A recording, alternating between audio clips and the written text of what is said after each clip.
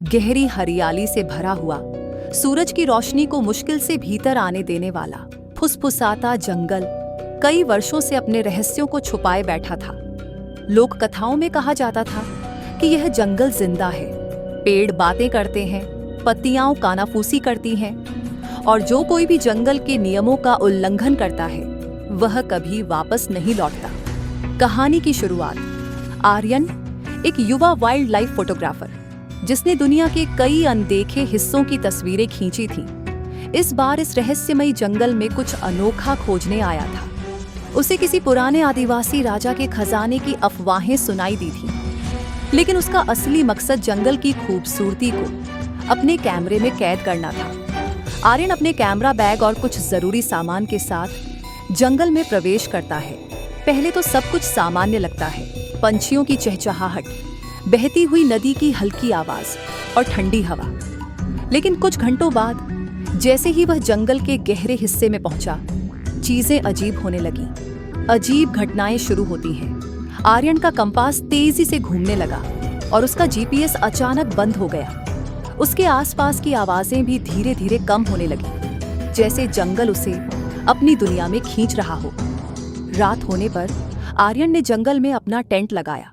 हल्की ठंडी हवा चल रही थी और दूर कहीं उल्लू की आवाज आ रही थी। जैसे ही उसने सोने की कोशिश की, उसने महसूस किया कि हवा में फुसफुसाहट हो रही थी। ये कोई साधारण हवा की सरसराहट नहीं थी, बल्कि ऐसा लग रहा था जैसे कोई नाम पुकार रहा हो, आर्यन, आर्यन। वो घबरा गया। पहले उसने सोचा कि यह उसका भ्रम होगा, लेकिन जब उसने गौर से सुना तो यह आवाज और स्पष्ट हो गई। यह आवाज किसी इंसान की थी, लेकिन जंगल के अंदर इस समय कौन हो सकता था? रहस्यमयी खोज, डर और जिज्ञासा से भरा हुआ आर्यन आवाज के पीछे चल पड़ा। उसने महसूस किया कि जंगल उसे कहीं ले जा रहा है। कुछ देर चलने के बाद उसे एक पुराना पत्थरों से बना खंडहर दिखाई दिया, जो जंगल की जड़ों और बेलों से ढका हुआ था। खंडहर के पत्थरों पर अजीब प्राचीन निशान खुदे हुए थे और उनमें से कुछ हल्की हरी रोशनी बिखेर रहे थे। जैसे ही उसने उन पर हाथ रखा, पूरा जंगल अचानक खामोश हो गया। न हवा चली, न कोई आवाज आई। सब कुछ सन्नाटे में डूब गया। तभी अचानक अंधेरे में से एक छायादार आकृति उभरती है। वह एक बूढ़ा तपस्वी था, जिसकी आंखें इतनी चमकीली थीं जैसे वे जंगल का पूरा रहस्य जानती हों। जंगल का रहस्य। तपस्वी रुद्र ने आर्यन को देखा और कहा, तुमने जंगल की पुकार सुनी, इसलिए तुम यहाँ हो। लेकिन क्या तुम जानते हो ये जंगल क्यों फुसफुसाता है?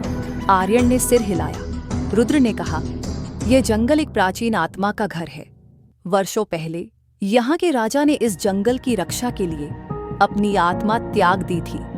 उसकी आत्मा पेड़ों, हवा और पानी में बस गई। अब वह सिर्फ उन लोगों से बात करता है जो इसे सम्मान से देखते हैं। आर्यन को अब एहसास हुआ कि जंगल उसे एक संदेश देना चाहता था।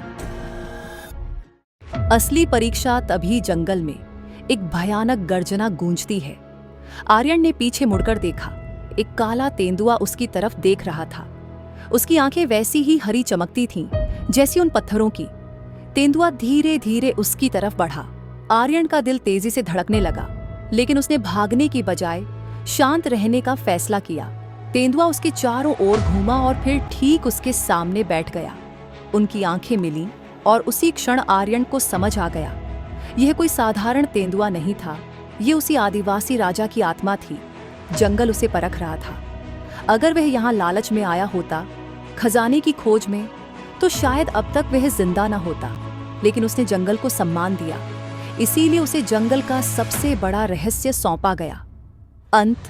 जंगल का संदेश। जैसे ही सूरज की पहली किरणें जंगल पर पड़ी, आर्यन को महसूस हुआ कि उसे अब वापस लौट जाना चाहिए।